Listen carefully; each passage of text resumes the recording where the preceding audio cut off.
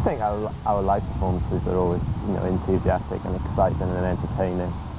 As far as anything else goes, I think the heavy dose of cynicism has ended our lives, but I think that happens with most British bands.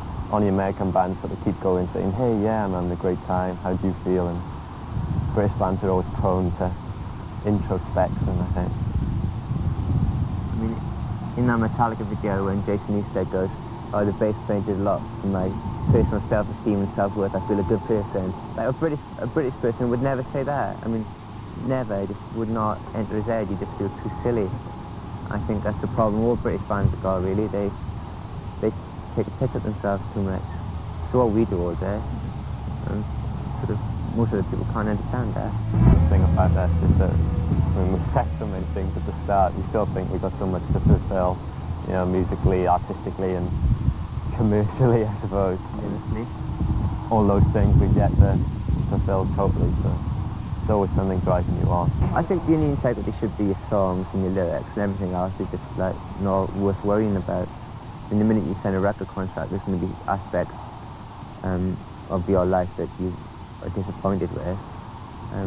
But we've done interviews with Nobby the Sheep. You can't retain much integrity when you do things like that, but you just think, well, there's no point being snobbish about these things. With the record company, we decided that we wanted to do the album, where we wanted to do it, what the single should be, and I think that's all that matters, really. I think it's worrying if a band gets dictated to a record company about who they use, what they sound like, what clothes they gotta wear. I think that's when your integrity is really shattered.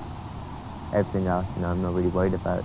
But the day they start doing that... Every bit of music and every lyric and every bit of artwork is always controlled by it. And that's where our integrity lies. Nothing else matters. Sometimes you see a lot of perfection and contentment in very simple lives where you come from.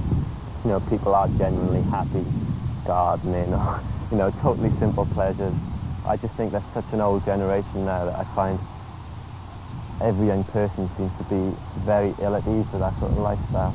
It doesn't seem to have the discipline. In the last 3-4 months, there's been so much criticism of Philip Larkin, in the liberal media, just condemning him completely as a person. I think he's a fantastic man. I think his life was absolutely, fantastic.